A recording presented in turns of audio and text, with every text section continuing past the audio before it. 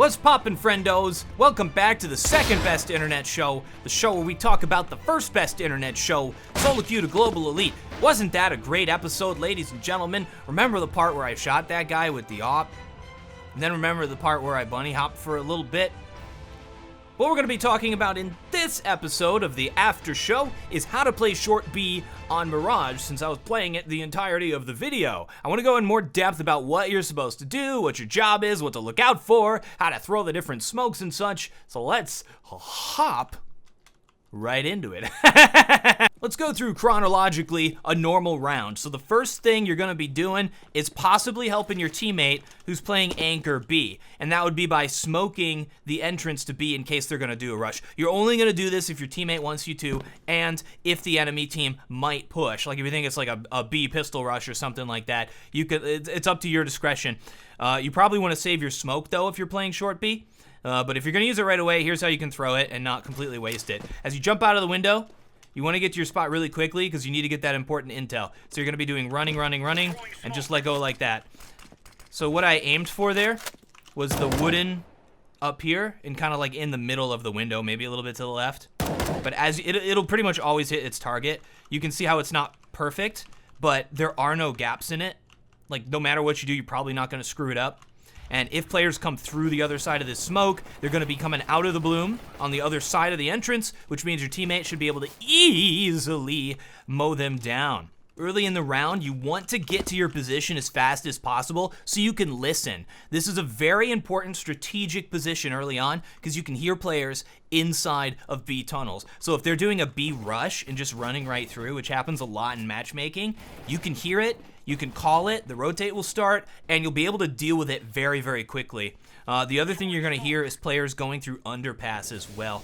In the video, one thing I did really well was help my player hold off a B push. And it's actually pretty easy if they don't push players short at the same time. An enemy team that's smart will throw a smoke down at connector. They'll also throw a smoke window so that your window player can't call who's pushing short. And you as the short player kind of have to play short now. Like you can't go and help your teammate. It's really, really much better idea for the terrorists to split B instead of just run right in, because it's really easy to hold off a push.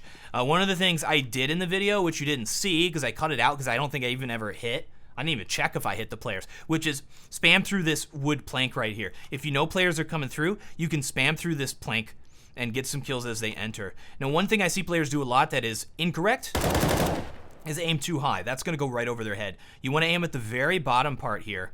You see where, like the last plank, kind of in the middle of there is a good spot. So like right here, that'll hit the pillar on the entrance right here. So look at that, that's like the perfect level to get some damage as these players push through. Also, a lot of times terrorists will like hide in the corner right here in the kitchen. If you think a player is standing right there, you can easily like come right up here, aim really low, and just bam, and there's really, look at that. Oh man, I didn't know there was like this cool effect on the wall. Now we're cooking with gross vomit. The most important item in your inventory for holding off a B push is going to be your incendiary grenade. The easiest way to do this is just to aim at the left window frames and do a standing throw.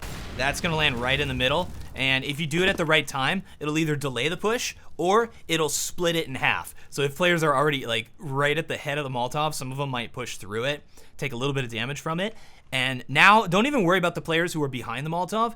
Like they're either gonna just wait for it to be done or they're gonna throw a smoke into it, and then you've got them pushing through a smoke as well. So it's really nice to like split and divide their forces and then work together with your B player to kill them as they are like forced to rush out because they're getting burned to death. So important to throw that. But yeah, keep in mind that the enemy team can throw a smoke down and just power right through that baby.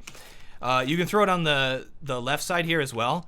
So what I like to do is aim in between the satellite dish and the air conditioning unit if you're playing from pillar. So as you're playing pillar, just push out here, aim in the middle, do a standing throw, and that gets this entire area. Now this is scary. Sometimes that fire can spread a little bit and hurt a player at van, so don't do this if you have a player van, but that'll like prevent them from playing that spot. They have to jump out this window then, and jumping out that window is nice because you got a really good angle on that from pillar. You've got two different angles on it, but this is the one you would peek if they're going out that window. because if you peek from here, you can get shot from that window as well, so you have to keep track of that. You can throw the exact same thing, but as a flash, and what this is gonna do is flash everybody except your teammate. So think about, like, how am I gonna flash this? Let me throw it in here. Oh, that went behind everybody. That's worthless. But if you do the exact same thing like we did with the Molotov, which I aim a little bit more left for this, like there, it lands on the ground, and this ledge will protect your teammate from getting flashed, and it'll flash everybody in this hallway if they're not, like, hiding in the corner. Like, look at that. Look where that lands. That's absolutely perfect for getting them. And also, with all the craziness going on, most of them are going to be looking like this. They won't even see it coming, man. There's gonna be like, boom, I am Flash, baby! One thing I didn't do a lot in the video was play aggressively at middle. One thing you can do for this, if you've saved your smoke, just do a standing throw and aim at the top of the ledge. It'll bounce off the ledge and it'll smoke off short. Be like, well, why would you do that, TheWarOwl? Don't they throw the short smoke so they can cross? Yeah, but this allows you to run out here and take these really aggressive angles. And watch this. Oh, look at that angle. Beautiful. I didn't do this in the video. I think I should use this more at least once a game. That you can like really catch them off guard. When I watch professional players, they smoke that a lot. They do that a lot so they can watch connector as well without getting killed from top mid. Is from this angle here and then from this angle here. Watching connector from really far back, you're gonna be watching for the little heads to pop up. And you're just gonna pop them like watermelons, baby. Just bam, bam. If you're helping your mid player work on mid, there's like really important angles you need to know about. The first is chair. Now this is an angle where players can hide in the chair because you can just phase right through it, and there's nothing you can do. You can't see them. You have to peek them. You can throw a Molotov to that position from behind this box. That's pretty much the best thing that you can do to deal with chair. But for the most part, they're gonna look at that angle right there. So whenever I wanna go short and help out, and I think players might be in position, I'm gonna jump by here because it makes it more difficult for an op player holding that angle to hit you. And then once you get closer, you can kinda jiggle peek or shoulder peek that position. You always gotta be careful because the player could just be hiding there. So even if you like peek it a little bit, there may still be a player hiding. It might be a good idea to just stand here and hold this angle. Then as you push out, there's the second angle, is behind this thing. Players who are pushing up a little bit mid will come right here and then can use it like that. So you have to watch out for that angle as well as you're coming out. Then the next angle is right here at the box, and then the left side of the box. I think there's some misinformation. People said you can't jump up on the box anymore, but I just did.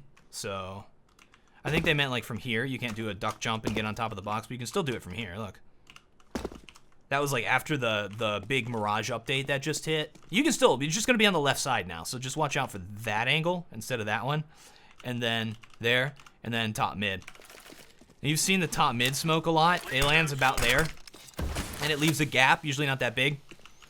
As you come out mid really early on, you can hold this angle. And as players try to run by to top mid, you can get them through this smoke. Kind of spray them down. But be careful, because if you hold this angle right here, so many times, enemy team's gonna like pop flash you, or they're gonna peek this angle with an op and get you really easily. So you have to watch out for that. Also, keep in mind, as you're playing top mid, you are exposing yourself to a player creeping through connector. So you could walk all the way through here, you're standing here, your head's very, very, very exposed. Rotates! Hey! Ladder is important. This is a spot you can play to prevent players from jumping up into the window position.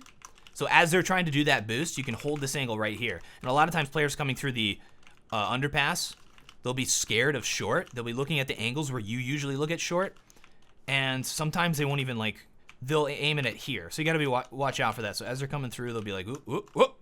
And that's where you can actually get them and get a pick. Because you can hold right here and they're gonna peek you.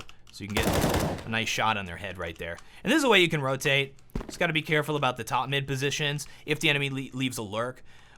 Good teams will usually leave like one lurk player, either top mid or here in connector, because he's gonna be able to watch for that, and then he'll also be able to come and help with the A take through connector. Super important for the T's to leave a lurk here. So you have to watch out for that. This is like the most dangerous rotate. A faster way to get to that same position, if you know there's no lurk, which there probably is to do this. and to just jump through here, and then you get this crazy angle. They're not really going to expect you to like pop through the window, so it's a good place if you think a player's jungle as well, because you pop in here and then you can get them right away. As the enemy's taking A, you can actually just help your team from here at short. So just watching this spot, terrorists want ideally to plant for short, because you can watch that from so many different places. By just playing short, you've held that off, unless they smoke it. If they smoke it, you can push forward, get through this position, spam if you think they are at stairs, and then help with the retake once all those smokes clears and your team calls the retake. If you're coming through jungle, you help with jungle. You can even come through jungle, crawl through here and go CT. You can even fall back here if you don't want to risk getting killed by a lurk. It takes a little bit longer, but you're gonna push all the way through. You can go CT now, you can go jungle now. You have your options open for rotates from this spot, probably the most out of any other spot.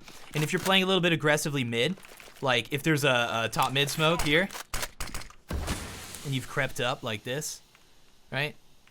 And you've kind of cleared this spot, you can be like, all right, it's time.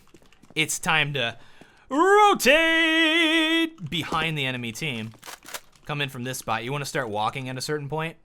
Now, this is only if your team is doing a coordinated retake, like waiting for smokes to clear, because it takes a long time to rotate this way. In one of the games, I think in the next episode of SoloQ, one of my teammates kept doing this, but got here, like walked the whole way. It took him so long. He was always the last player left, and we were all already dead. So if you don't do this right, you've just sacrificed your whole team and you've been of no use. Hey, TheWarOwl, why should we listen to you how to play? You're only like Eagle or something. Look, look, I don't have time to deal with that. I didn't sleep much last night, all right? You can tell I didn't sleep a lot when my eyes look like my mouth. Hey guys, check out this smoke. I went in the corner by this thing, and then I aimed here, and I went do right there. I'm gonna do a walking jump throw. Boop.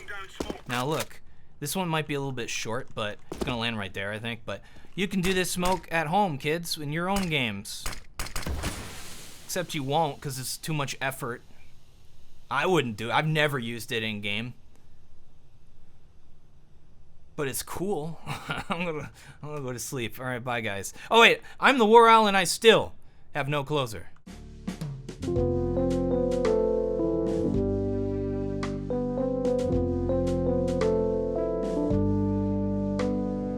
To get to your position faster, make sure to utilize the ultra bunny hopping technique. I will teach how to accomplish ultra bunny hopping in the next video.